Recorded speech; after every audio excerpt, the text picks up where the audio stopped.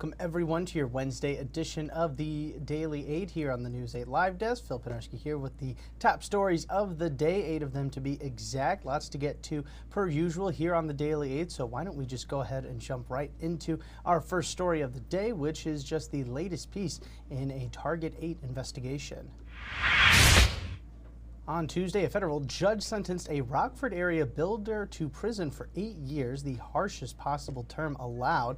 Matthew Mencarelli is accused of swindling 15 different victims out of more than $1.6 million by convincing them to invest in a phony fiber optic infrastructure project. Attorneys say that he used the money to not fund the project, but rather his lifestyle, which included a custom-built home. Prosecutors will now try to recoup all of the money by seizing the home, which is currently owned by Mencarelli's parents. Mencarelli told the judge on Tuesday's sentencing that he has a deep regret for his actions. Target 8 first exposed the contractor after he took $9,000 from a Rockford family and failed to renovate their basement to help with a member of the family dealing with cerebral palsy.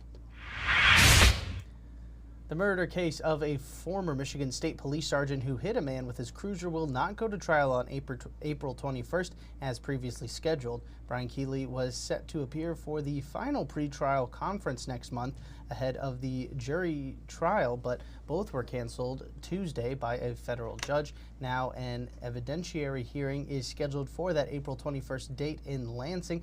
Keeley was charged in the death of Samuel Sterling last April when Keeley hit Sterling with his vehicle during a chase. Sterling died hours later in the hospital. The case was moved from the state courts to federal court last August. And members of the Grand Rapids community are mourning the loss of Fred Brown, the founder of Mr. B's basketball camp. Brown passed away earlier this month at the age of 79. Loved ones called the Grand Rapids native inclusive, people-oriented, and caring. News 8 actually spoke with Brown back in 2017, 50 years after the Grand Rapids riots. He spoke to us about his involvement with Operation Task Force, which helped keep inner-city kids out of trouble. You can actually learn more about the life and legacy of Fred Brown right now inside our story on woodtv.com. And we head to Macomb County now, where the Sheriff's Office has released body camera footage of a fire rescue from earlier this month. The footage shows a deputy hustling to save a dog that was tethered to a burning home back on February 17th in Macomb Township. The fire had started in the basement of the home. First responders were able to save the woman living there, and one deputy actually located the dog in the snow and was able to remove the tether and keep it out of harm's way. The deputy was credited for their heroic actions in a social media post by the Sheriff's Office. And happening tonight in Lansing, Governor Gretchen Whitmer will be delivering her 7th State of the State address. It will be held in front of a joint session of the State House and Senate. The governor said that she will lay out her plan to build on the past few years under her leadership. She's expected to bring up the goals highlighted in her proposed budget, including education, support for senior citizens, and the $4.9 million for road funding. The address will be held at 7 p.m., and you can actually watch it live over on woodtv.com.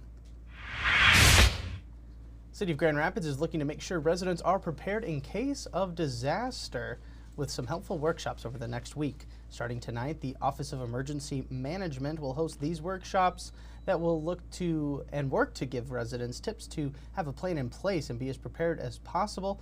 Tonight's workshop begins at 6 p.m.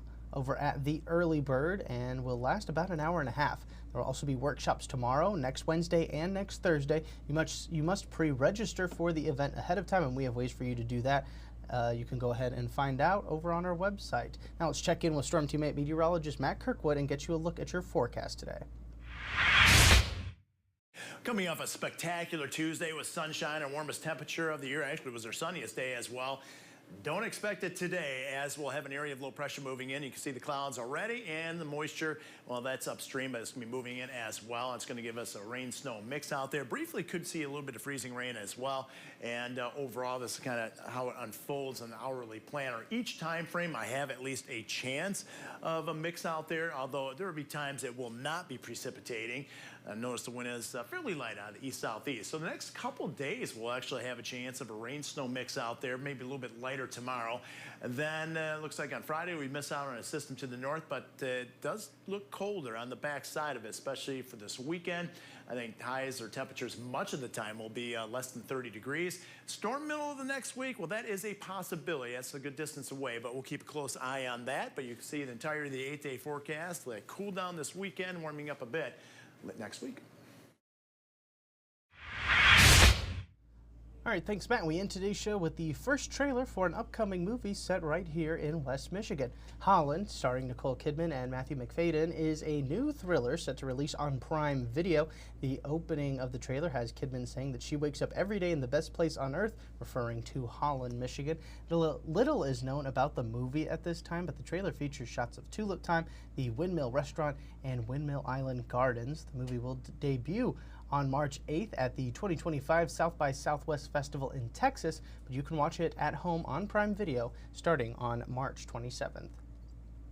And that is going to do it for us today on the Daily 8. We'll see you again tomorrow with 8 more stories for your Thursday. I do want to thank everybody so much for tuning into this latest edition of the News 8 Live Desk. I'm Phil Pinarski, and we hope you have a great rest of your day.